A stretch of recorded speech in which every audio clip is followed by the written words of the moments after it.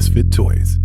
If I've learned anything after years of fine print contracts and getting ripped off by big wireless providers, it's that there's always a catch. That's not the case with Mint Mobile. Their premium wireless service includes unlimited talk, text, and high-speed data on the nation's largest 5G network, all with plans that start at just $15 a month. How do they do it? By offering wireless services completely online without retail and huge overhead costs. It's their secret sauce. You can use your own phone with any Mint Mobile plan, plus keep your same phone number and all your contacts. With Mint Mobile, choose the amount of monthly data that's right for you and stop paying for data that you never use. Switch to Mint Mobile today. Cut your wireless bill to just $15 a month and get your new plan shipped to your door free by going to mintmobile.com/easy. That's MINTMOBILE.com/easy. Get premium wireless service for just $15 a month at mintmobile.com/easy.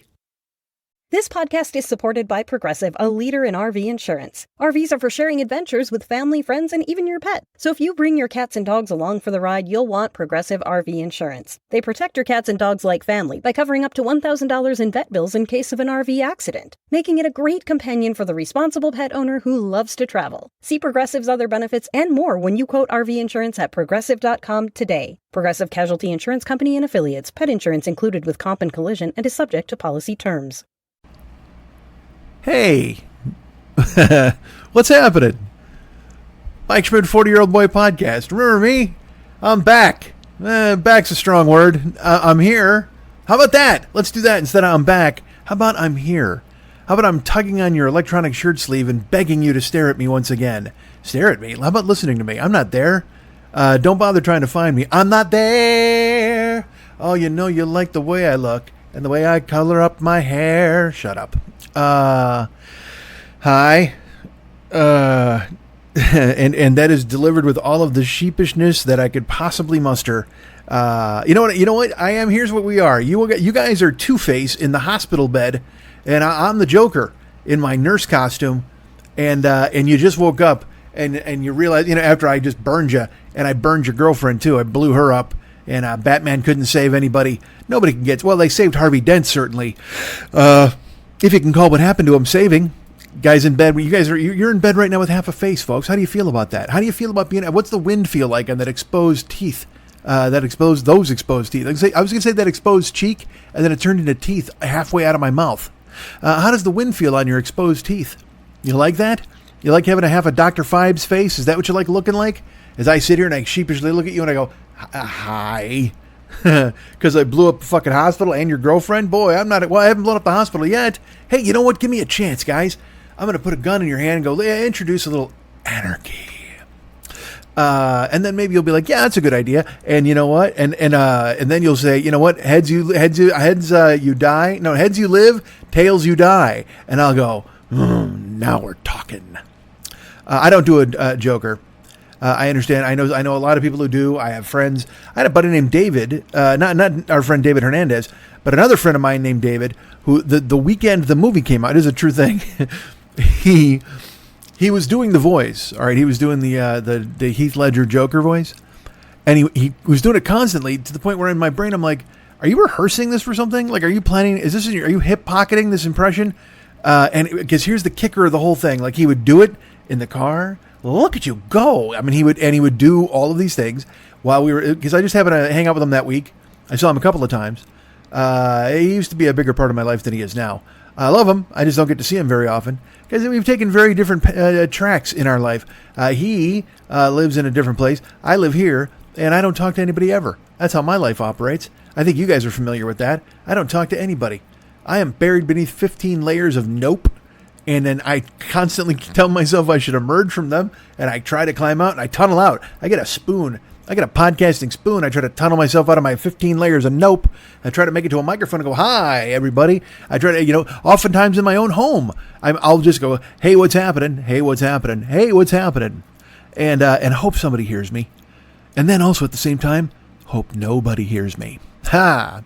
So I'm going to take a sip of water because guess what? My mouth is dry. I just started this fucking thing and my mouth is drying out. That makes no sense. But it's been a while since we've done this. And I owe you, I'll give you a bit of an explanation. I'll catch you up on some stuff. And also, by the way, this isn't, This is a bumper show, all right? Let's call it that. And I know you guys are like, fuck you and your fucking stupid excuses. It's not really an excuse.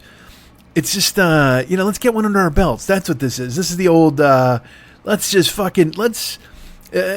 wrote a joke one time where I was like, hey, you know what? If there was a batting cage for fucking, I would gladly pay just to try to get my stroke down before I got back into the show, right? So that's what we'll call this. This is a batting cage for podcasting. I'm in here taking some rips. I'm going to fall a few off. There's no doubt about it. Because here's the thing. I'm just trying to get my fucking timing right. Okay. I'm just trying to sit here and just get my wheelhouse squared away again. So I can keep my fucking hands down and my elbows in and just fucking crank. And, I'll take some to the opposite field. And again, more often than not, guys, we're going to be fouling shit off. Because I'm going to be, my timing's completely off. There's no doubt about this. As a matter of fact, let's talk about this. I just got away from the story about David. Now look at that. That's how bad my timing is. I didn't even finish that. And we careened over here. Although I guess I built my podcasting bones on not finishing things. Really? Not finishing stories? Oh my God. My air conditioning just turned off and it made it super quiet here in my house. I hope you can still hear me. Although I guess you could still hear me. It didn't make me super quiet. I'm not controlled by my air conditioner. Fuck you, air conditioner. Fuck you. I won't do what you tell me. Fuck you. I won't do what you tell me. Although if my air conditioner said, we will stop working if you don't do what we tell you, I would gladly do what my air conditioner tells me. And you know what it told me to do? Kill Jodie Foster. That's not a good air conditioner. I'll tell you that. That is an air conditioner that I got a beef with. Don't do that. But that, you know what? I can't say anything about these appliances, man. They get all worked up. And they're tired of me at this fucking point because I'm just in here using them. And they're like, dude, what do you do for us? My air conditioner's like, I keep you cool. I keep you cool all day long, man. And then you turn me off at night because it's like 65 degrees out because you live in kind of a desert. And I'm like, yes, but during the day I need you, air conditioner. It's like, why don't you need me 24 hours a day? And I'm like, because I can't pay the bill. I don't want to be paying a fucking huge electric bill. And the air conditioner's like, all right. It holds its tongue. Until now, when it's telling me to go kill Jodie Foster, which I don't want to do because goddamn do I love Jodie Foster. Jodie Foster was, and look, we all know Jodie Foster has no interest in me. Wait a minute. Hold on. I think I'm stepping outside of myself a little bit there. I'm selling myself short. I think Jodie Foster hasn't met me yet. I think that's all she's been waiting for at this point. She's like, you know what? I'm going to jump the fence for that dude. That's exactly what I do. All of this stuff about me loving ladies, that's just me biding my time till the Mike Schmidt wanders into my life. Because when I saw her, here's the thing. When I saw her in The Little Girl Who Lives Down the Lane, I was a child and I was like, I'm going to marry that girl. That is, I don't know who that beautiful tomboyish lady is, but I can't wait to hang out with her and tell her nice things about her short nails. And then it turned out that she grew up and she turned into a genius, which is amazing. Because if you've seen, I think we can all agree. If any Jodie Foster thoughts have crushed your mind in a way where you're just like, I don't think that chick's that talented. Here's what I'm going to say to you right now. Go watch Flight Plan. That was my go-to movie for her. I don't think I've even seen Flight Plan. You know what else I've never seen? Panic Room.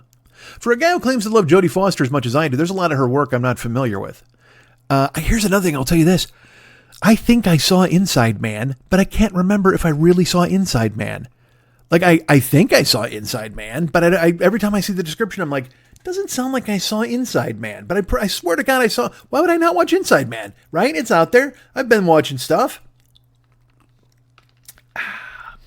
Air conditioner. It's stunningly silent. Now it's worrying me. I'm angry at it.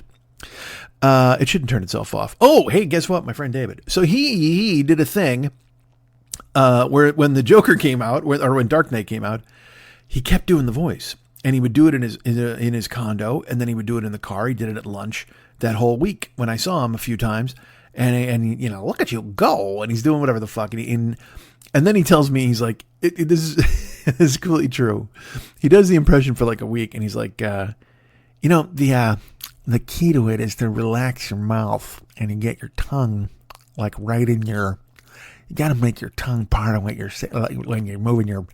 And he's explaining to me, and by the way, he looked fucking gruesome. He looked like, you ever see GILF porn?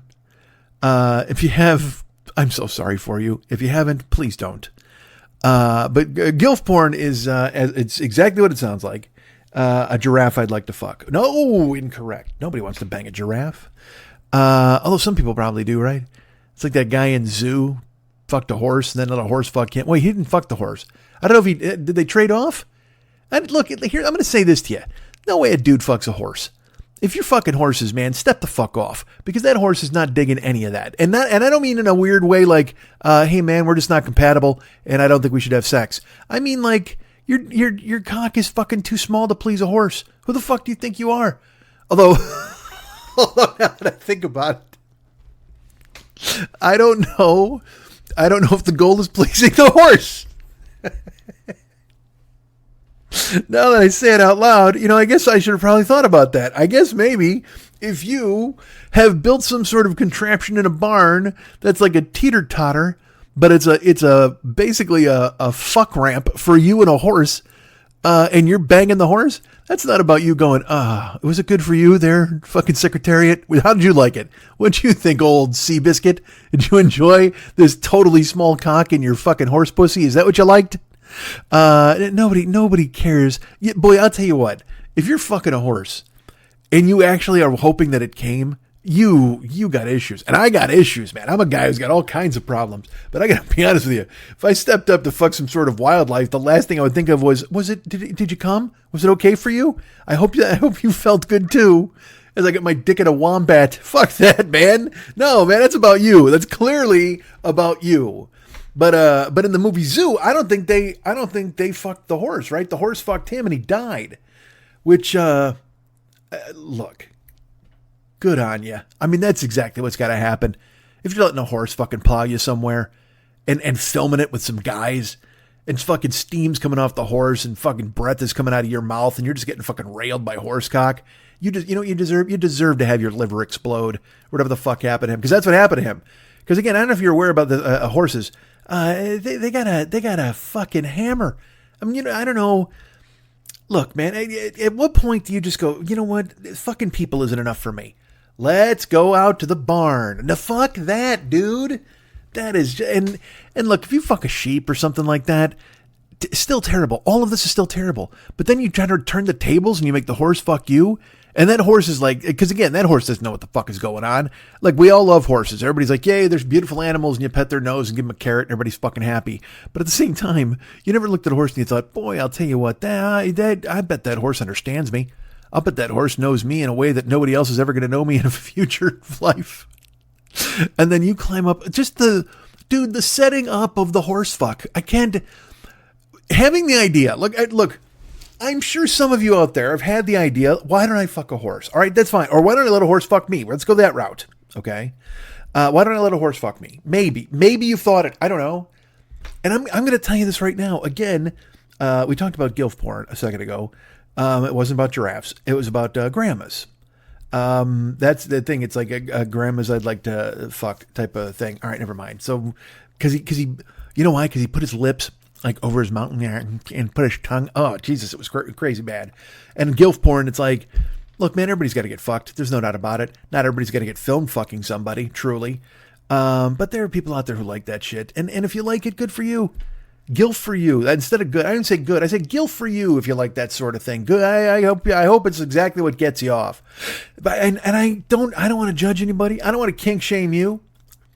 But I'm about to kink shame guys who fuck horses. And by that, I mean get fucked by horses.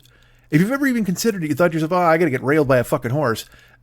Fine. In the moment, I'm willing to concede this. In the moment, that you think to yourself, man, I'd love to get fucking railed by a horse. Okay? Because horse cocks are big. And again, like I was just going to say this is not unheard of because you thought gilf porn was bad. They sell horsecock dildos. And I know you're thinking to yourself, well, yeah, I've seen big dildos. No.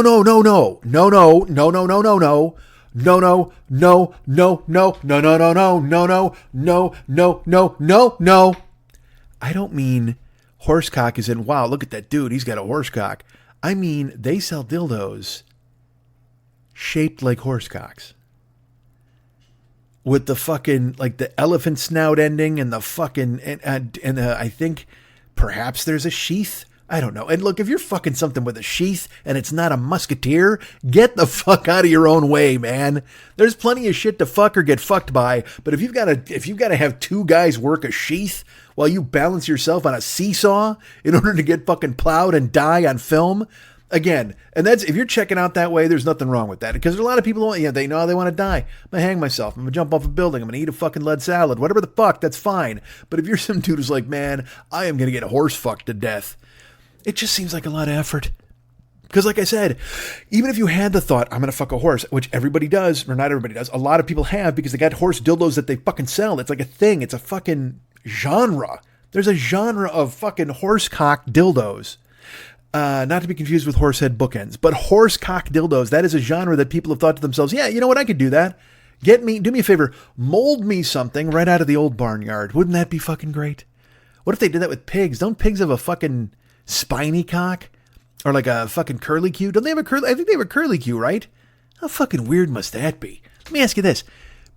When the pig fucks the other pig with the curlicue cock, does it have to corkscrew itself in?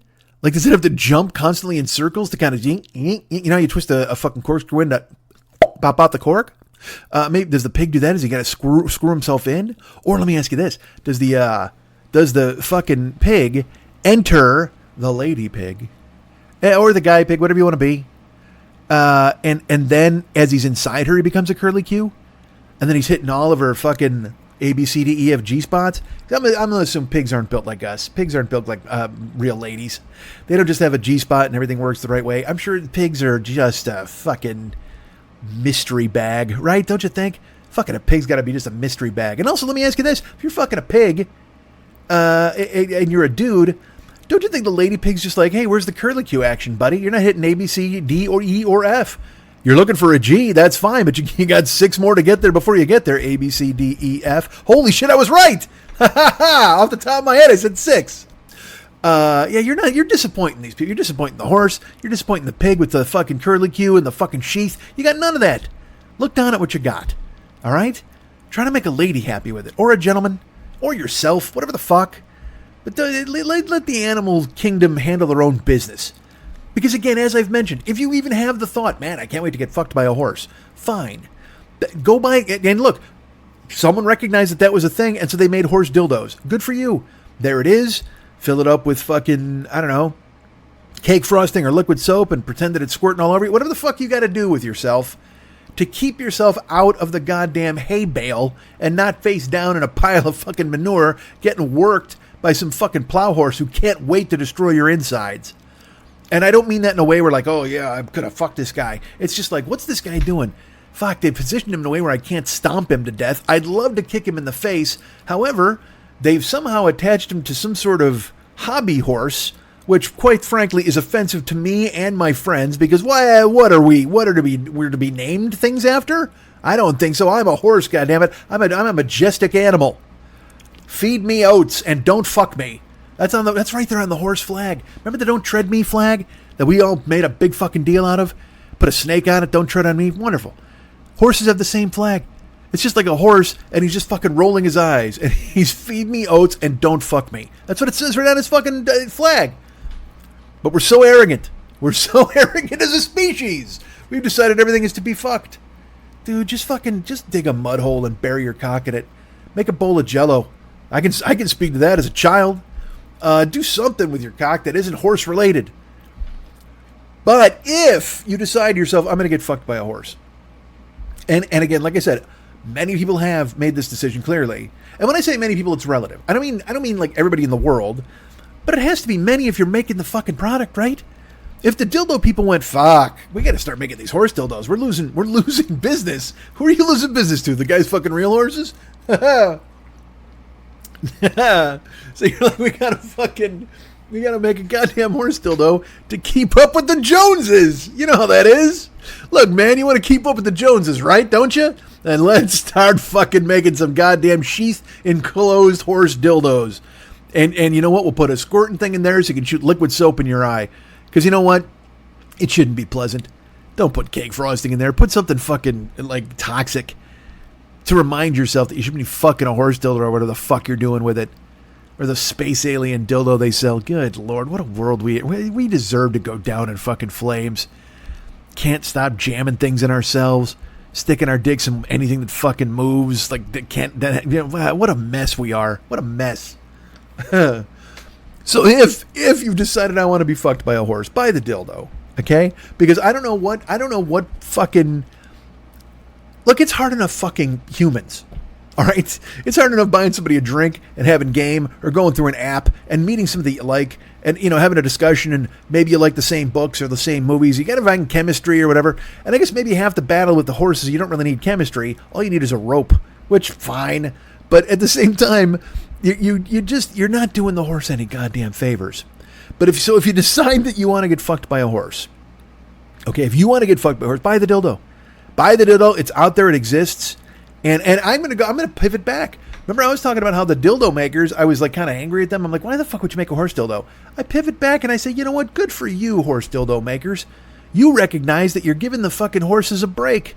You're giving them some time off from getting worked up and having to rail some fucking farmer who can't put his pitchfork down long enough to meet a lady. He can't go on Farmers Only and meet somebody. How many horses are on Farmers Only? Oh my God. Let me ask you this. If a horse posts on Farmers Only, does it have to disguise itself? Does it have to say it's a lady? Or is there specifically a horse section? Or someone's like, you know what, man, woman, or beast? I'm going to sign up into the beast one. That's what I'm looking for. Hey there, Curly Q, what are you doing these days? Oink, fucking oink. So if you're thinking to yourself, man, I can't wait to get fucked by a horse, buy the dildo.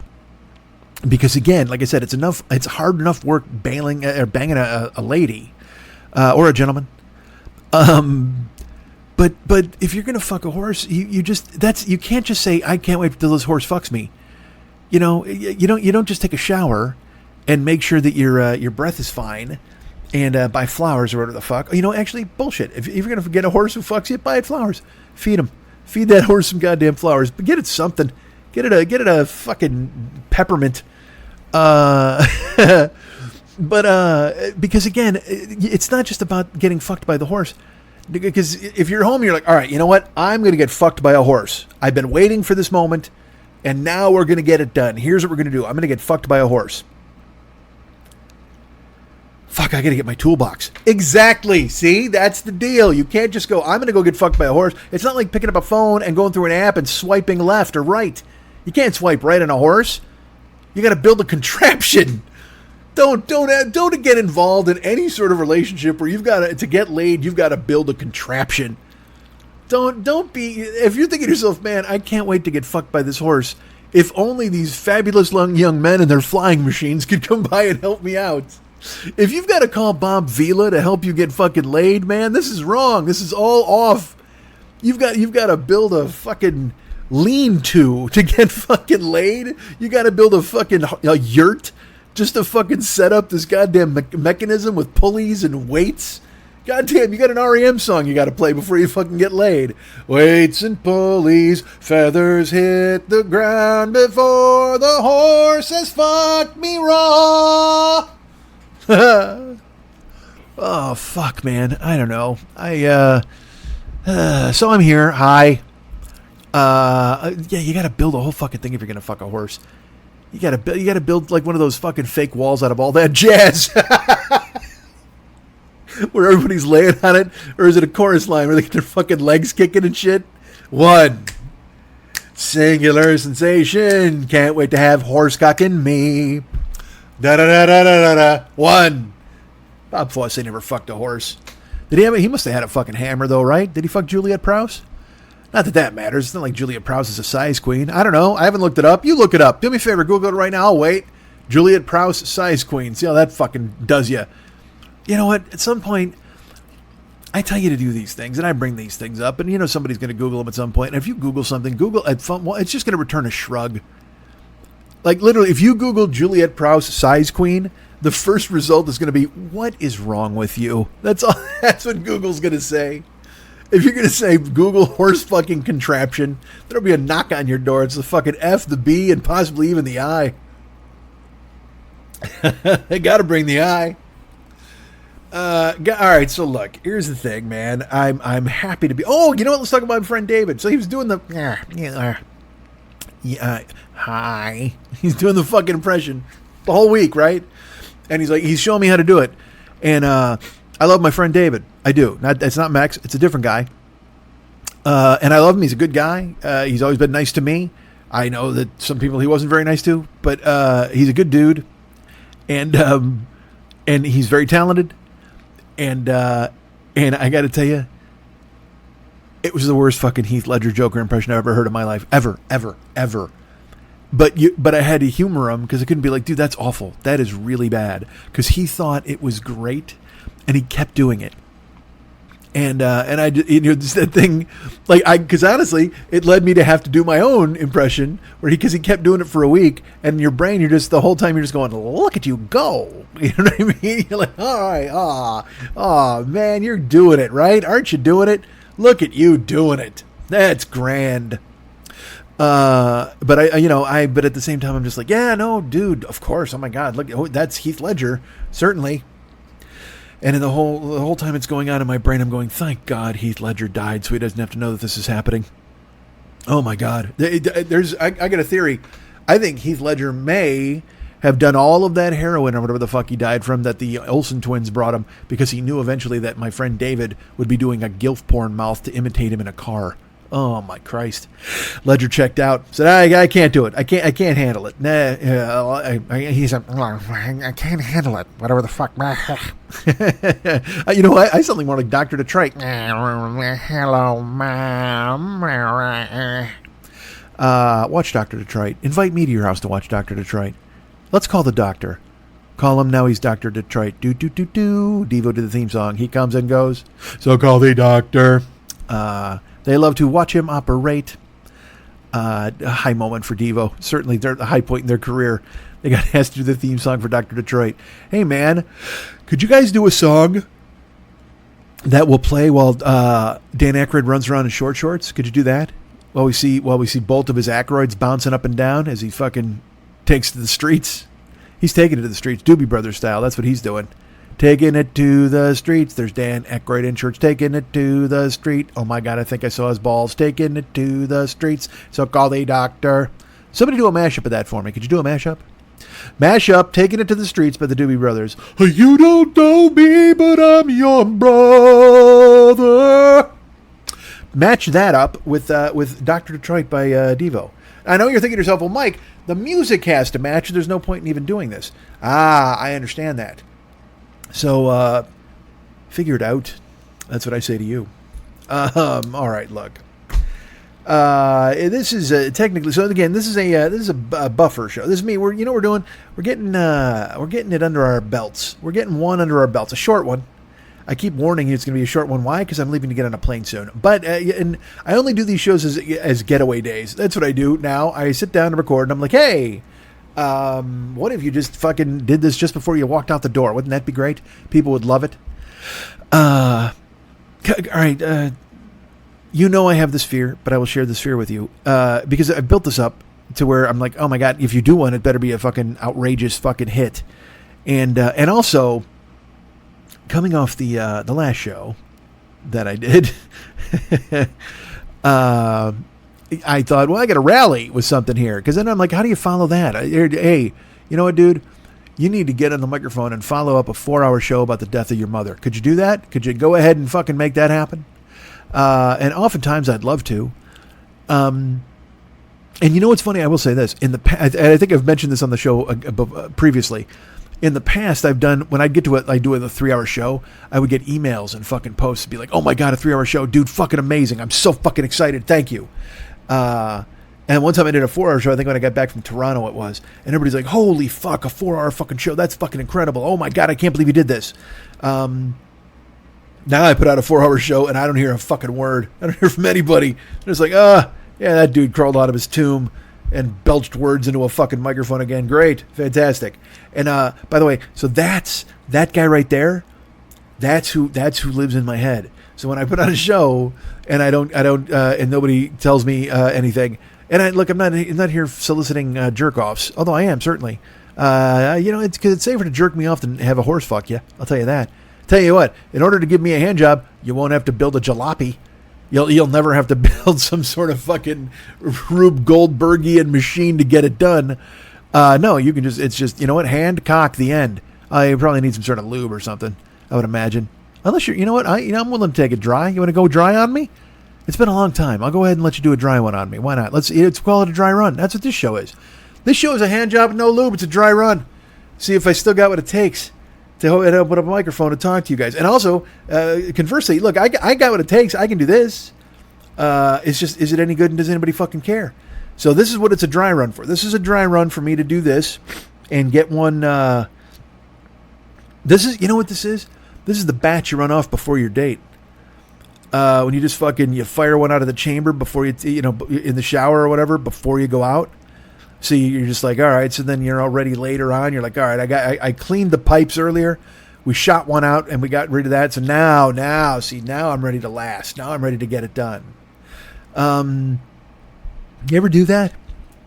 I've heard that's a thing. I've seen it in movies. I've seen it discussed in literature. I think I've only done it a couple times where I'm like, all right, man, I got to let's run one off here. So, but then here's the thing. All right, brace yourself for some toxic masculinity garbage. If you run one off early, don't you run the risk of being like a fucking dribble dick later? Although I guess you're not fucking like 20 minutes later, I suppose.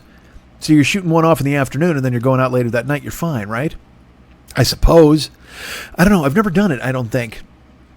Because I think back, as a younger man dating, and then, but let's put it this way. When I was getting laid as a kid, it was on the road. So it's not like I could go into the fucking bathroom of the comedy club and jerk one off and then fucking go to somebody's house. Shit just always happened to me. I wasn't a dater. I thought about that the other day. I wasn't dating anybody really ever. I met people and then we went out, but it wasn't anything where it was like, excuse me, I had to ask for their fucking father's permission or any of that bullshit. I'd meet somebody who was already fucking 6 drinks in and they just thought, I'll fuck the middle act this week. Why not? And lucky me, I was the middle act. Hey, Jack Brickhouse was there.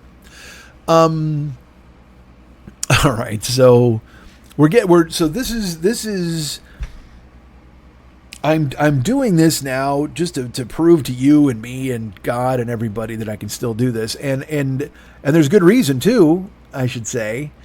Because you know what, man, let me tell you this. Now, I'm not in show business so much anymore. I want to be. I don't know if I want to be in show business. I just want to fucking make people laugh and be happy and make a living doing this. Wouldn't that be great? Says the guy who didn't put out a show for 2 months. I would love to make a living at this. Shut up, fucking jerk. Then get up and do it. You can't just go, oh man, I want to make a living. Well, then you got to do the fucking thing, right? You can't just go, oh, this would be nice if people would pay me for nothing, you fucking idiot. All right. By the way, all of that right there is that's poisonous. Don't talk to yourself like that. I talk to myself like, look, I'm a professional. I can talk to myself like that. You guys can't, all right? You need to understand that it's bad for you to talk to yourselves like that. But me, look at me. I can talk to me like that because I'm bulletproof at this point. Like I said, I'm firmly ensconced in 15 layers of nope. Hiding. Just fucking the layers of coats that I have stacked on the bed for me to hide under. You guys have no idea. I'm getting on a plane today. This is truthful. I'm going to see my friend in Tucson, Arizona. Now, I was supposed to go to see him in the beginning of June. My buddy Justin, his wife Mary. I was supposed to go to Tucson, Arizona and see them at the beginning of June. Get this. All right, I was supposed to go there for just like 4 days. And we had planned it. It was going to be good because I have not seen Justin since the pandemic. I haven't seen Mary since the pandemic. They're just lovely people. And they used to live in Phoenix, but now they've relocated to Tucson and they have they bought a new house. I want to see their new house. I want to see the dogs, Mookie and Funchess. I want to see my friends. So I scheduled a trip for the beginning of June. I was going to head over there and just have some fun in Arizona, watch a UFC, cook out, whatever. Or hide in the air conditioning, whatever the fuck they got planned. I was on God's good humor. I was going to show up and whatever the fuck they wanted to do from the time I got to the airport on was exactly what I was ready for because I just wanted to hug my friends. And then as the day started to get closer, And I started to worry about it because I hadn't done a podcast. And I'm like, well, fuck, if I haven't done a podcast, I can't do anything nice. I can't do anything fun. I can't do anything for me because I haven't done my homework. I haven't done my job. I haven't done the thing I'm supposed to do. And then that made this even more of a monolith. And I just try to explain to you, I'm sure you guys have this in you too. Maybe you don't. I've done reading. I don't know if it's anxiety, plus depression, plus whatever I don't know, man. But things look remarkably difficult to me until I do them. And then when I do them, I go, oh, okay, well, that was cool. But you talk mountains out of molehills. Well, I have to try to make, I'm making gigantic mountains out of mountains. I mean, they're already mountains to me. I have no molehills. There are no molehills in my life. I only have mountains to climb and overcome because I've made them such. I mean, I've made them huge. And my grappling hook's in the fucking shop. It has been for a couple of months. And so, I did the show about my mom and put it out there and look, it's not like I expect the world to change, but I think I told you, it's just that mentality of, it's that birthing out a 4-hour show about the loss of a parent, the fact that I'm now an orphan, all of these things. It seemed important to me. It seemed like a thing. And then it just kind of came out and then I'm like, oh, you got to do that again. And I'm like, oh, well, all right, who's going to die now? I better get somebody to die so I can do another goddamn show. Instead of just realizing that I can fucking let my hands go and talk and do a goddamn show. I know you couldn't be less interested in what goes on in my head. I get that. I'm not going to go into a fucking full explanation of it. We're here now. And my intent, let me take a sip of water. Hold on. To wash the bile out of my mouth as I talk about myself. My intention now is to be back on a regular schedule. It's Friday, July 1st. And that date means a lot to me. Because that was in 2005. July 1st, 2005 is when I went into the hospital and I had gastric bypass surgery. And, I consider that a rebirth day of sorts, where it changed my life in a way where I was so out of control and there was nothing I could do.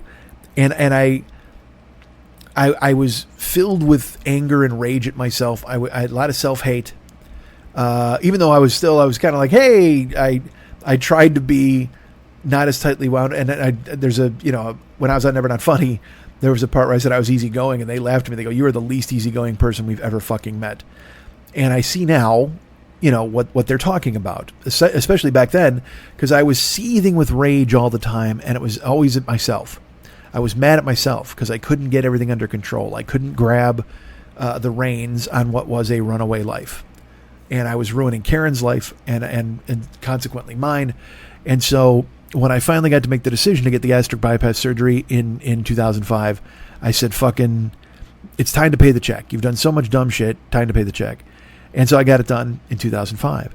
And I'm going to say 2005 a few more times. I went into the hospital on July 1st, and I was supposed to be out of the hospital. It's one of those things where, like, you can go home in 2 days. But I had complications where they for some reason, it wasn't anything serious. But, like, because when they do the surgery on you, they fill you up like a Zeppelin. Like, they pump you full of fucking gas. And then you've got to try to fucking walk it off in the fucking jail or the hospital. I did not have my procedure done in jail. That would speak volumes, wouldn't it? But you got to walk around the hallways and stuff. And I for some reason I had severe pain and cramping in my legs. It was weird because, again, I was in the fucking hospital bed, which is all the it raises the up and down in the back. But my legs didn't move. So I would have this crazy pain in my thighs. Like, I don't even know. It wasn't cramping. It felt like my thighs were going to rip open. Does that make any sense? I don't know if you've ever done anything like that before, where you've had all of a sudden it felt like my legs were going to tear themselves open, my thighs, and I couldn't. I was like, what is this? And they were just, well, we need you to walk more. And I'm like, fine. But I also didn't want to move. I felt just fucking weird and bad because I was swollen up with this fucking gas they put in you to fucking, to do the operation. So, eventually, they said you could go home in 2 days. I didn't go home until the 5th. I mean, I was still in the hospital on the 4th. I got the procedure done on the 1st and I went home, or was it it might have been the 6th. Regardless, I remember I was in the hospital for the 4th of July because I had just had gastric bypass surgery. I'm laying there, I can't move, and I got ESPN on in the room, and they're showing me guys eating hot dogs. And I'm like, this is the fucking most surreal moment of my life. I literally just had them turn my fucking stomach into a bottle cap, and I got to watch these ass fucks dip hot dogs in water and shove them down their gullet. What a fucking country. So July 1st, and then I came home, and there was fruit cup, there was scallops, there was a woman who quite frankly took care of me and shouldn't have because, as was borne out 8 years later when she fucking split because she realized that I stole 8 more years of her fucking life.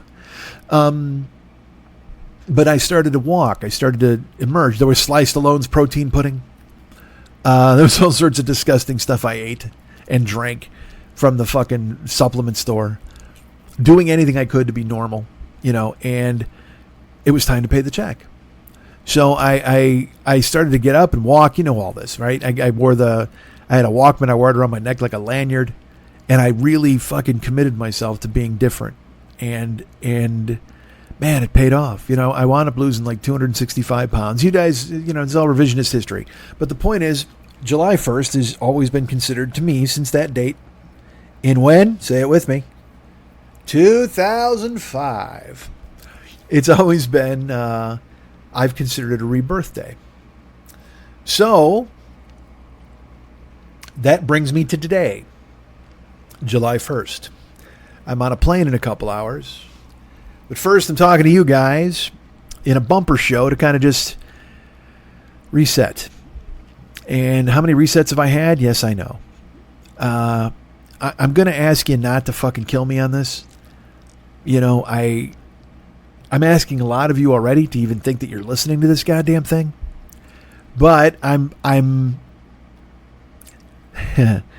you've heard me over the years say things and make promises and verbalize hopes. And so I do the same now, because I consider this now another rebirth day. A rebirth day of a career, I suppose, podcasting at least. Because the whole time I have been streaming on Twitch, and I know there's a lot of people out there who are like, we don't fucking care, because you guys want to listen to me when you want to listen to me, and you want it in this form instead of in that form, and I get it, man. I totally get it. So we're back doing this now on the 1st, which is a Friday. Next week, I get off the plane. I come back on the 5th. So to me, it's convenient that this trip is the 1st through the 5th. And in 2005, I was in the hospital the 1st through the 5th. And, when I went in the hospital, it was to help myself and change my life. And this trip is just to reconnect with friends, which will be so helpful. And I don't think the trip to Tucson is going to change my life, but what comes after, what symbolically comes after, is what I hope to use to change my life. And that's getting back into doing what I'm supposed to do. And look, we've done this before. I know it. I know this, man. I know. I've been looking for a therapist. What? Yes, I have, to try to get back in and talk to somebody. And people are like, you should go back to Shannon. And man, I loved Shannon. I thought Shannon did great things. The problem was me. Like, she gave me tools, she gave me homework, and I didn't do it. I was there to talk about what I wanted to talk about, and whenever I would walk out of her office, I'd feel amazing. I would float to my car and go, all right, man, that was it. You did the right thing there. You're right on track. Here we go. And then I'd get in the car, and I'd check my phone, and then I'd forget in 10 minutes the work we had done and the adjustments that needed to be made. And that's just fucking wrong, man. You have to be willing to do the work. And that's a statement that has haunted me my whole life because I don't do the fucking work. And I'm resentful of myself now. And again, hey, young people who are listening to this, first of all, why are you listening to this? I'm old. Don't listen to me. Secondly, there are no young people listening to me, so why am I going to give this message? But I'll pretend. Let's pretend for a moment. There are young people out there. And you know what? If you're 30, you're young. You're 35. Even if you're that age, you're listening to me. Let me tell you right now, man, don't fuck it up. Don't put yourself in a position where in 25 years you're going to sit down and go, oh, yeah, no, I was supposed to do that. Oh, Christ, I was supposed to do that too. Hey, what if I would have done that? Because getting older is just a series of, oh man, what if I would have done that? What if I would have done this instead? Now, if you're lucky, it isn't that. You know what I mean? I should say, let me qualify that. Getting older for me has been a series of that. Getting older for people I know has been a series of that. I've had this discussion with people I know. And I've mentioned this many times before on the show. You know when it's dark and it's quiet and you look back and you go, Jesus, probably shouldn't have done that. Could have done this better. Really should have done that better. And I'm haunted by that stuff. And when I say haunted, I don't mean like I'm, scratching my arm like a heroin addict going, fuck, man, whatever. No, I find myself paralyzed because I don't know what to do going forward. And I know what you're thinking, just fucking do it. I've had people reach out to me and say that, hey man, just do it. Do a fucking show. Fucking Jesuit. Super nice guy. Fucking amazing guy.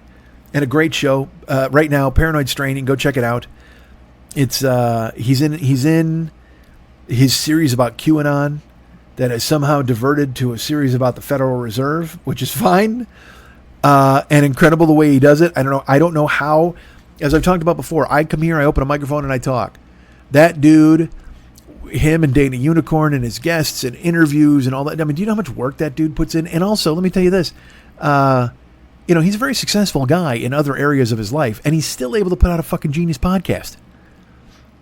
He doesn't have any layers of nope. There's no layers of nope for our good friend Fearful Jesuit over at Paranoid Strain, which is available right now in the iTunes store or wherever your finer podcasts are getting and gotten. But yeah, I see him. He's a very accomplished dude. And I don't know if I in my brain always attribute this quote to Woody Allen, but it could be from somebody else. It was, hey, Dylan, leave your sister alone. No, that's incorrect. That's not the quote that was in my head from Woody Allen. The quote I'm thinking of course, is what is it, like 80% of success is showing up. Is that him? I don't even know what the fuck. So let's put it this way. It's not even a quote. It's the vague notion of showing up is half the battle or whatever the fuck that I credit for some reason to Woody Allen. I don't know if it's in a movie, whatever the fuck. But truthfully, it's just show up. Just do your fucking job. Do your work. And I've had a show called Do Your Job before. Look, this is not new territory. We're not overturning new soil here. We're not planting anything new. I mean, this is the same old crop.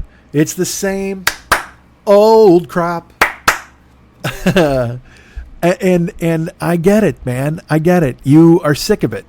See, this is all right. Look, I project onto you guys the feelings I have for myself. I'm angry at myself. I'm sick of me. Let's put it this way. I love me, but I am so sick of me and sick of me doing the same mistake for 50 years. It's just foolishness, And the last show I did, it was we said goodbye to my ma, and I've done a lot of thinking about that, because I will tell you this is truthful. I think I may have even said it in that show. There's not a day that goes by that, and it's weird how your body tricks you, how your brain tricks you. There's not a day that goes by when I think, gotta call mom, gotta call ma. I don't know why, and it's not at any specific time. Oh, and let me give you this update real quick. My mom's still dead. Look, I gotta be honest with you, man. It is fucking weird. It's still weird. It's 2 months later, and I don't know, because I talk to my mom every week. I mean, my mom, again, this the silliest thing to say, but that's a person I knew my entire life. that's a person I owed my life to. And it's when you sit and you think and you delve, man, a part of you is gone. And it's never coming back. Death is kind of final. It's fucking weird. And also I've been struggling with this, like my mom was cremated. And we got to figure out a new way to do death in this country. Like I don't even know, because you think, all right, somebody's dead and whatever, we go through a funeral, all that bullshit. But if you really think about it, it's like the methods we have of getting rid of a loved one are fucking terrifying. Hey, here's what we're going to do. We're going to bury them in the ground. But first, we have to seal them in a box. And then we have to dig a ceremonial hole and put them in it and cover it with dirt. Why 6 feet of dirt? Just in case there's some sort of ray from space that brings the dead back. They'll have to fight their way through a pine box and 6 feet of dirt to come back and try to claim what's theirs. It's because again, when you think, look, in the abstract, you think, oh, funerals and death and whatever, fucking burying people. But when it's your ma, you're like, oh shit, we got to put my ma in a box and put her in the fucking ground. Like, that's just bad, right? We got to think of a different thing to do about death. Or with my ma, what we did, we you know what? My ma has requested not to be placed into a box and buried deep within the earth. Okay, that's fine. No, my ma has requested to be burned into ash. I'm sorry, what? That's her choice? Yes. She's made it very clear many times she would much prefer to be thrown into an oven and burned to a cinder. To her, she's nothing but a pile of ashes. Oh, really? Okay. Well, look, man, who are we to mess with the dead? Whatever they want. So you're sure your mother would not prefer to be put into a pine box, an ornate box, casket, if you will, and shown to her friends before being sealed within that box and then buried inside of the earth? You're sure she doesn't want that? And that instead of that, she prefers we take her body and we throw it into an oven and we turn it up as high as it will go. So it even burns her teeth and melts those down into fucking ash. Wait, does it burn the teeth? I don't know if it does. But I don't want to sift through and find out. Who knows? Who's the first guy to sift through? Oh, that's fucking terrible. Burn somebody up and you're like, hey man, there's teeth in here. It's like, what the fuck are you looking for? Why are you looking? Put them in a fucking dustpan, you ass fuck. How dare you? Why are you sifting through that person? Hey, dude, I found a filling. Get the fuck out of here, you Mengele motherfucker. How dare you sift? We burn, we don't sift.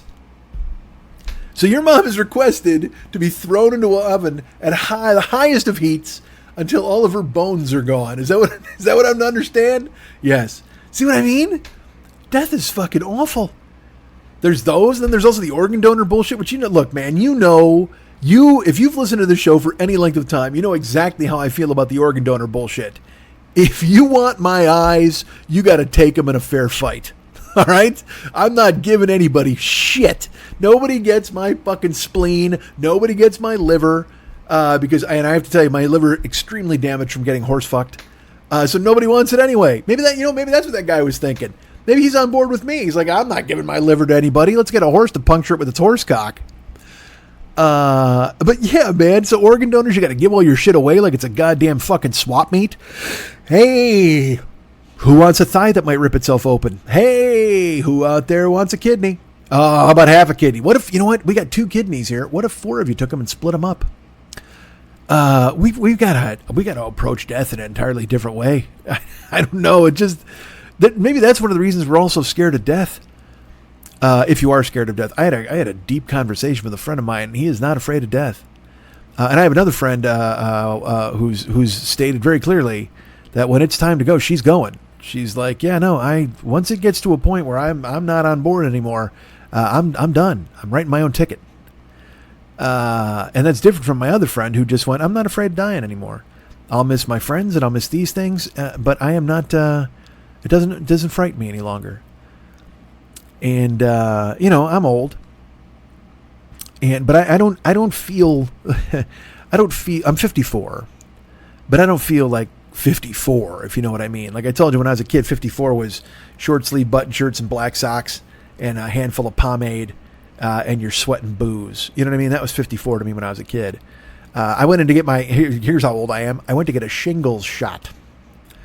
The first one, you get 2.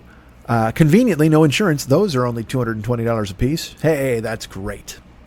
But I also want to make sure that I don't fucking have a debilitating skin disease into my old age. Because I got to give this skin away. I've signed it away. It's a donor. Who wants it? You want my eyes? You got to take them in a fair fight. But you want my skin? You're welcome to it. I got plenty. I could hack off my fucking apron right now and hand it right over to you. But I went for the shingle shot, and at 54, you got to fill all that bullshit out. And then I was at Walgreens because that seems good to be able to go get some medicine in the same place I can get Pringles. What the fuck is that? You know what? I'm going to go to Walgreens. I'm going to grab I got to grab a Snickers bar and some Speed Stick and some baby wipes.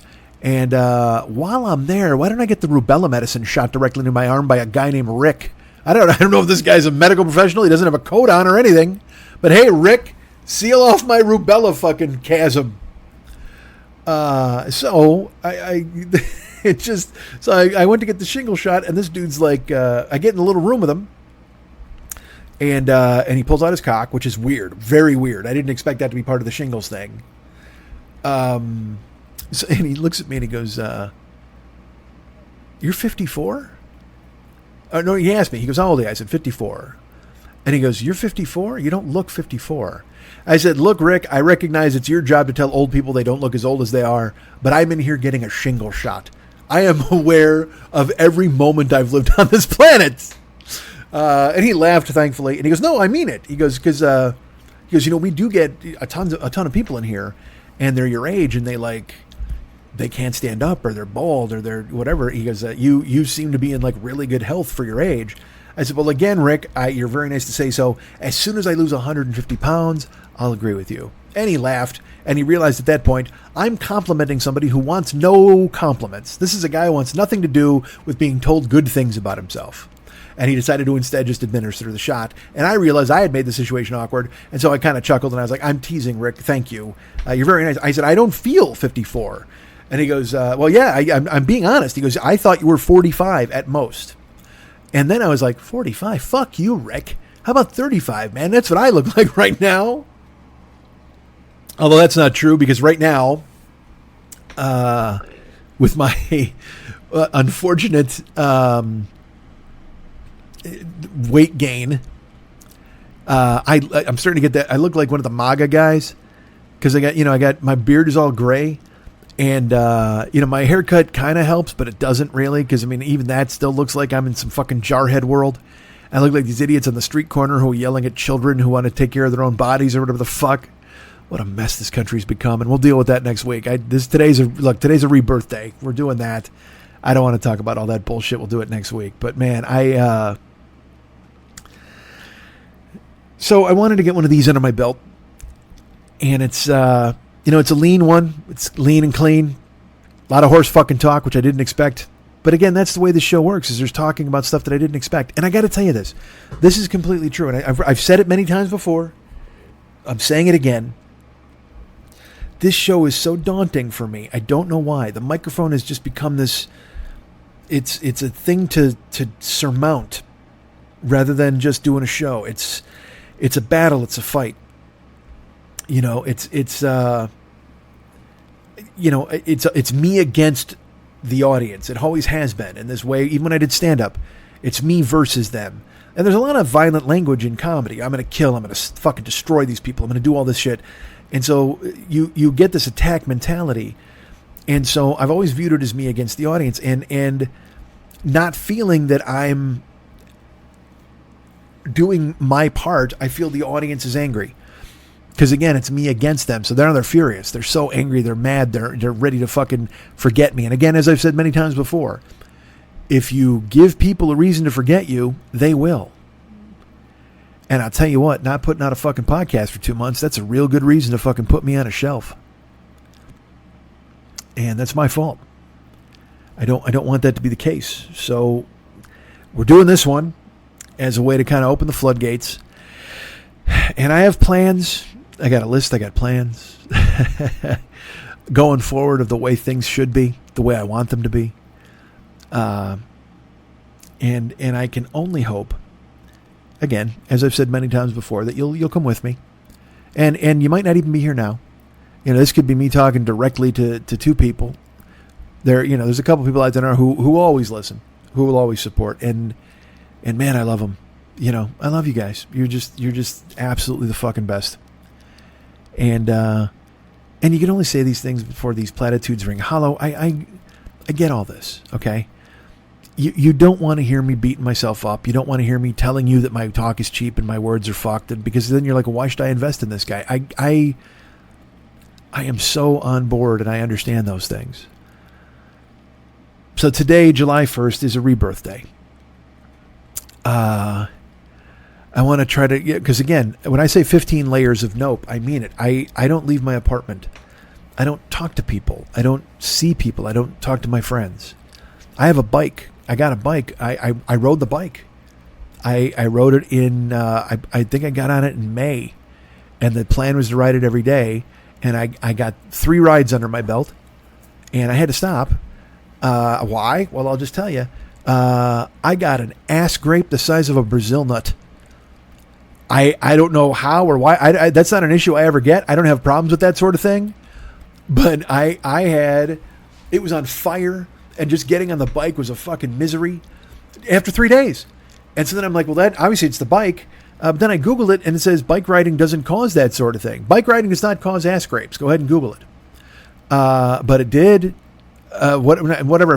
It doesn't. It didn't. The bike didn't do it. But it was enough to scare me off the bike. The first night I rode the bike, get this. Because here's the thing. When I ride the bike, I'm terrified. I'm still scared of the street. So I rode late at night. And I went out on the bike, and I'm not joking. I got up my block. I was trying to get to Rite Aid where I could just drive in their parking lot and not worry.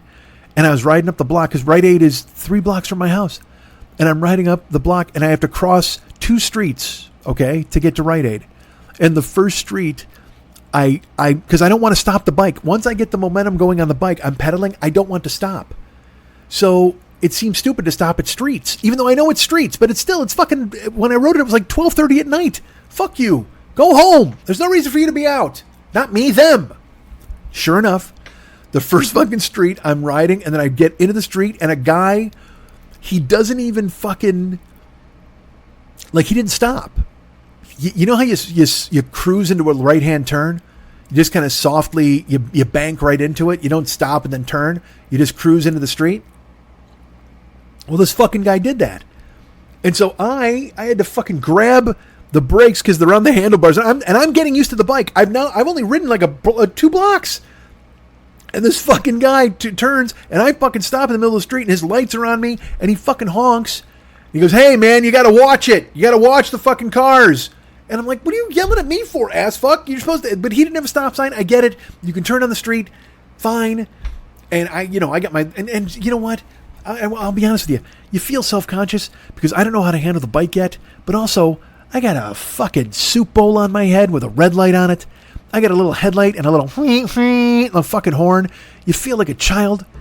And so I'm getting scolded, and in my brain, I'm already embarrassed. So I'm like, sorry, and then I try to get on the bike, and it doesn't work, and so instead of going forward, I get off, fucking jump off the seat and rack my balls, and then I go backwards, ding, ding, ding, ding, ding, to let him go. And he's just like, you gotta watch it. He's fucking whatever he's saying, and he yelled at me twice, and then he drives away, and I'm just like, So here's what I did. I chickened out on Rite Aid. Not even joking. I went into the Pizza Hut parking lot, which is 2 blocks away. Rite Aid is just across the street, but I didn't want to cross another street because when I'm on the bike, I just have momentum. I don't ever want to stop because it seems stupid to stop because then if I stop, I got to get off the bike and it's just, my feet don't touch the ground without my balls hitting the fucking center bar. It's a mess. So I rode it in the fucking Pizza Hut parking lot, and then I just looked like a drug dealer or a weird mugger who's just riding in circles because Pizza Hut wasn't closed. Pizza Hut was not closed. People were coming to get pizza. Because it was 11:30. It was on 12:30, and I'm driving in the fucking lot, and there's like one driver, and people are locking up to close, and guys bring out the garbage. You know what I mean? And I'm just driving in circles. And, they're thinking like, who the fuck is that guy? It's a mess. But then the next day I went out. I rode I rode for like 30 minutes. I rode, I think it was 4 miles or 3.5 miles, and I didn't stop. I didn't have to because I went out at 2:30 in the morning, and I drove to an ATM. I drove from my house all the way over to the Citibank, and then I turned around and came back, and I never really had to stop, except at the ATM, of course. But then I doubled back, and there was no cars, and it was dark, and I liked it, and I didn't have to stop, and I dug it.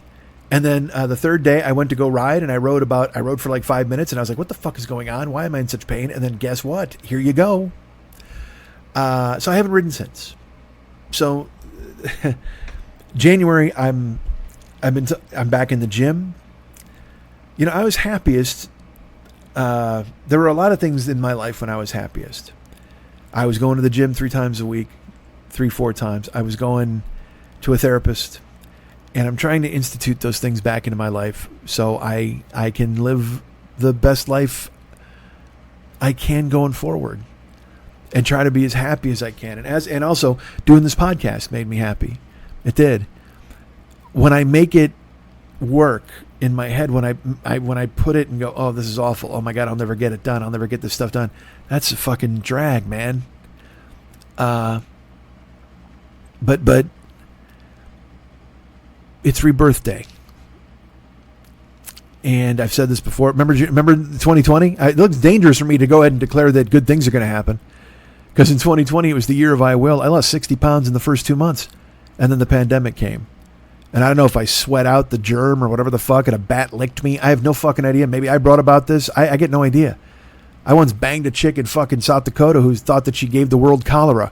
Literally told me. She's like, yeah, no, I have dreams that I gave the world cholera like I'm the bringer of death. I was a stripper named Rocky Mountains by year 1.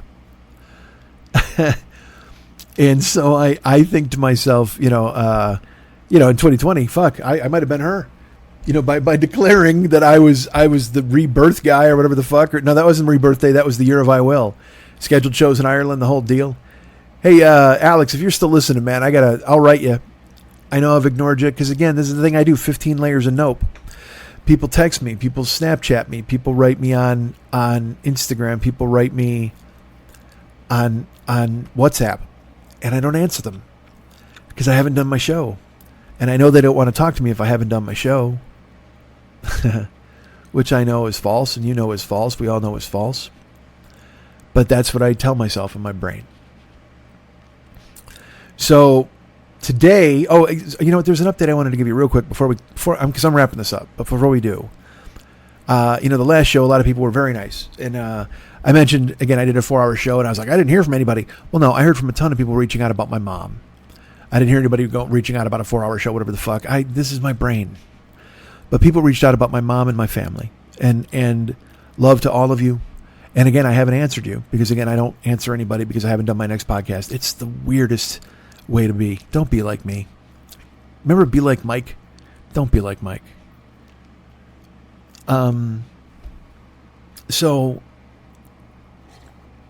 people reached out, and they're all very kind, and thank you. You're super cool about it. But I want to update you because I talked about my stepdad, Dan, and I told you all that it was just it was really a bad situation. It had deteriorated in ways that I had not anticipated. And so, when I left Florida, he was there with his kids, and they were trying to figure out what we were going to do. We didn't know what was up. Well, in the ensuing 2 months, which sounds ridiculous to say out loud, Dan went and he left Florida for a while, and he went to stay in Las Vegas with his daughter. And, I gave them some space because I didn't know what their situation was going to be. And then after 2 weeks, I wound up giving him a call, and he answered the phone, and he sounded like Dan. He sounded like my stepdad. And we talked for, 10 minutes. And he was a lot better. His grief was still there, but he was alert and knew it was me. And I was like, okay, well, this is progress. And I texted my brothers, and I'm just like, I just talked to Dan, and it's crazy how good he sounds. Well, then like a couple days later, or a week later, I call him again, and guys, we're 2 months out. I just talked to him again a couple days ago, And my stepdad has done a 180, a complete 180. Like, I genuinely thought, well, this is it. He's going to have to live in a home. He's got dementia. He's done all these, whatever. I didn't know. I don't know. And it turns out that he went with his stepdaughter, and they went to the doctor, and they got his meds straightened out, and they got the strength and the levels and the prescription and the dosage, all of that squared away, and they got him off pain pills. He doesn't need them. He got off those. And he's fucking alert. And we're talking about sports. And he wants so badly to go back to Florida, because now he's in Chicago now visiting his son and visiting my brother Scott. And the plan is for him to go back to Florida, but he can't live alone yet. They're going to see what's going to happen. And whatever, someone may live in Florida with him, either his son, maybe my brother. We don't know yet. But for anybody who asked, again, my mom, still gone, still dead. But my stepdad, an unbelievable recovery, a complete 180. And I am so incredibly thankful to have him back to being who he is. And for him, not even fucking, I talked to him on the phone, 4 times a month or whatever the fuck, but for him to enjoy life again, to enjoy his crossword puzzle, to talk about getting the smoker out and making smoked meat, smoking some ribs and, having a pizza in Chicago and understand, he's, and by the way, have you noticed I said everything around food? What a shock. But for him to enjoy the company of his family and friends and his grandkids and know what's going on, man, it is unbelievably great. And I love him, and I'm so happy. I'm so goddamn happy. So there you go. So there's an update on Dan. And again, if you just tuned in, the update on my mom, still dead. And I know you think I'm beating that into the ground, but if anyone was going to reassemble her ashes or climb out of a pine box, it would have been my fucking mom, because she heard that something was wrong. My mom would have fucking just shown up and wreaked havoc. You ever heard that song, John Crawford Has Risen from the Grave by Blue Oyster Cult? Yeah, Pat Burba. Pat Burba has risen from the grave. It's my rebirth day. I'm glad y'all attended. I got a list. I got plans, whatever the fuck, good, bad, indifferent. I'm glad you're here now. I hope you'll be with me going forward. Yeah,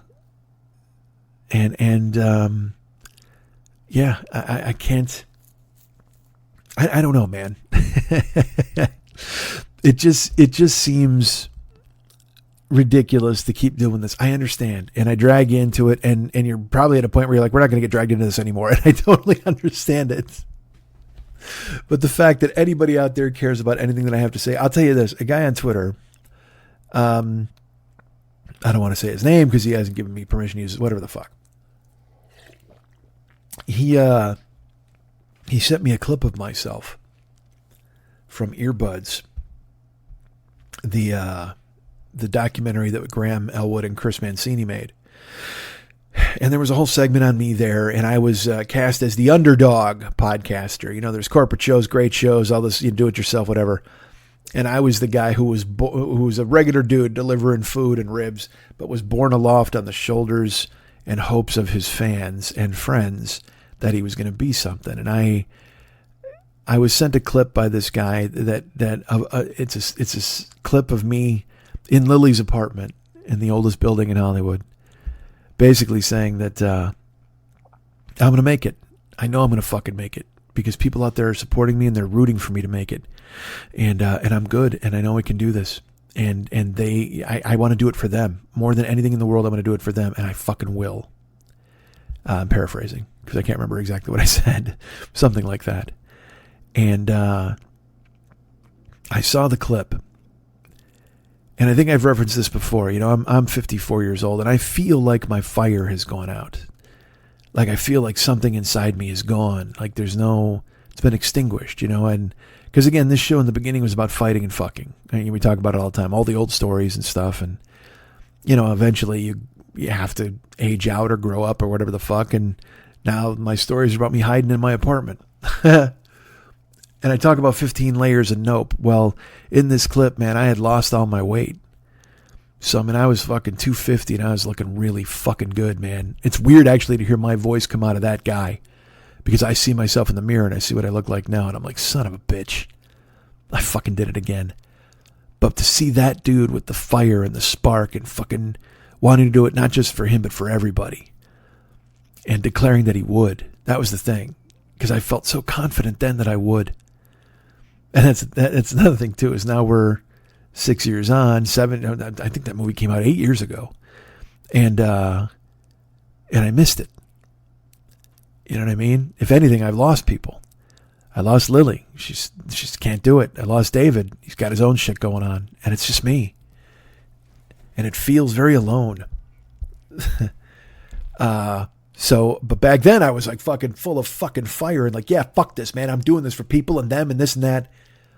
And, I've lost a bunch of you. I know this, and my own actions have caused me to lose even more of you. It's disappointing, but it's happened. And all I can do is try to get back to being the person I was.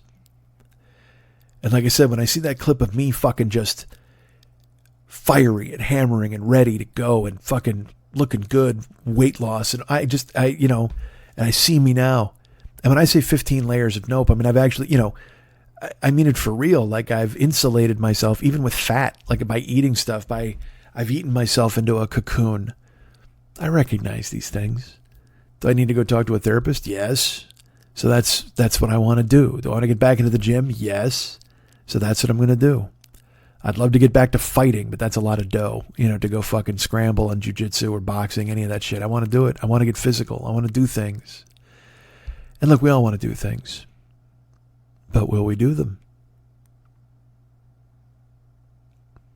17 years ago, today, I went into the hospital hoping to change my life. And I did. And unfortunately, I've spent countless times sabotaging myself and changing it back. Now, look, it's not nearly as bad as it was before July 1st of 2005. But I'm still buried under a bunch of fucking layers of my own goddamn creation. Layers insulating myself with food and hiding from people, not responding to people, and then also just bringing up the past or dwelling on things that I could have done differently. I just keep pulling my own lever and falling through my own trap door. And I need to, instead of that, I need to just fucking, we've talked about it before, be a shark, move forward. And look, man, this is all a pep talk from me. You might have tuned out by now, and I totally get it. But I'll just say this. Look, again, it was a bumper show. I had no theme song. I don't think I'm going to put it in. No plugs. Other than our friend, Fearful Jesuit, Paranoid Strain. I'll do a more detailed plug for him next week. And yes, next week. And I know you're like, whatever, show me. Show me, don't tell me, says our friend Geddy Lee. And so I will. Going to Arizona. I'm going to see my friends. I'm going to answer some people on social media that have been waiting anxiously for replies, and probably not anxiously, but waiting. They need to hear from me. But now I've done this. I've blown out my candles, and now it's time to rejoin the party. You guys can get me at mike@MikeSchmidtComedy.com. You can be my friends at Facebook.com/The40-Year-Old-Boy. You can follow me at Twitter.com/The40-Year-Old-Boy. You can follow me on Instagram, Snapchat, and TikTok. I'm Mike40YOB. Now, again, I just said I don't answer anybody. I have never done a TikTok. I promised to do them. What a fucking liar. Because I say I'll do it, and then I get away, and I'm like, nobody cares about that. Nobody really wants a TikTok. Because that's a way to get me off the hook and not do things. Fucking awful. But I'm out there. Instagram. And again, July 1st, Rebirth Day. I want to do things differently. I want to do it for you guys. We'll see. I'm going to stop talking now. So there you go. Instagram, Snapchat, TikTok. I'm all over the place. That's Mike40YOB. Our buddy David Hernandez, he does a podcast you can check out. It's amazing work. You can go ahead and find it. It is the Phlegmcat Podcast, PHLEGM. Available right now in the iTunes Store. Go ahead and check it out right now. Download it. He does great work. Our fantastic friend, Fearful Jesuit, does the Paranoid Strain Podcast, also available in the iTunes Store and everywhere you want to go ahead and get it. Dude, that guy, again, prolific. So he's deep now. He's 3 episodes deep into the QAnon expose, which also delves into the Federal Reserve. It's fucking fascinating stuff. Go check it out. Our good friend, and I was featured in episode 2, my voice. And you're like, oh, that's great. Why weren't you instead doing a show here? And I'm like, shut up. Not really shut up. My air conditioning has come back on. What a release. What a relief. I don't know. And it's funny because normally I do a ramp out here and I do all sorts of plugs and shit like that, but I just want to end it. I just want to, let's just call it a mulligan, right? It's a rebirth day. And have I plugged everywhere I'm going to be? I think so. There's Snapchat. Oh, you know what? Let me throw these out, chat. In the 2 months that I've been gone, I did Chris Mancini's podcast. What Are You Watching? You can find that in the iTunes Store as well. I'm there, possibly in Spotify. And also, we're available on Spotify. Why am I telling you that? You're already fucking here. And also, there is an appearance I made on Murray Valeriano's For What It's Worth game show. It was me. It was Bill Dwyer. It was Melissa McQueen, possibly is her name. A lovely lady and a terrific music trivia and a very funny woman. I don't want to say woman, just a funny person. But she's great. She's a writer and a comedian. And Bill was there, who I love, and it was fantastic. So go find, well, first of all, watch all of Murray's For What It's Worth. They're great. But you should totally check out the one that I'm on. And also, like I said, Chris Mancini's podcast. That's called What Are You Watching? And I talk about the Lakers show, and he hadn't seen a minute of it. Boy, that's not awkward. All right, look. I love you guys. And this is the Rebirth show, and I'm not going to do a fucking outro. Should I put music in here? I don't fucking know. Should we just end it? No, I'll put I'll put the theme song, but I'll just put the closing song. But we won't do the ramp out thing where I talk, right? Isn't that a good plan? Or should I do it? Should I do a? See, I forgot how to do this. Well, I didn't really forget how to do this. By the way, let me tell you. Last time I did a show, it was like 65 degrees, and I'm doing a show today. It's 99 degrees. It's never a good thing in show business when between episodes of your show the seasons change. I'm going to tell you right now, that is absolutely, no matter what expose tells you, you are not looking for the seasons to change. All right, man, I love you guys. I'll be back next week. I promise. This is How to Survive with Danielle and Christine. It's a new podcast coming up very soon, and we're going to be talking about all sorts of things that have to do with survival. Wildfires, tsunamis, earthquakes, plane crashes, just a bird flies into your face. Oh, that's a really deadly thing. That's a scary one. And the stuff that makes you wish you were dead. Yeah, stuff like, I crap my pants in public. How do I survive that? And we'll have guests Funny on. people. Yeah, lots of funny people. Some names you'll recognize. Oh my God, we know so many funny people. Until then, bye.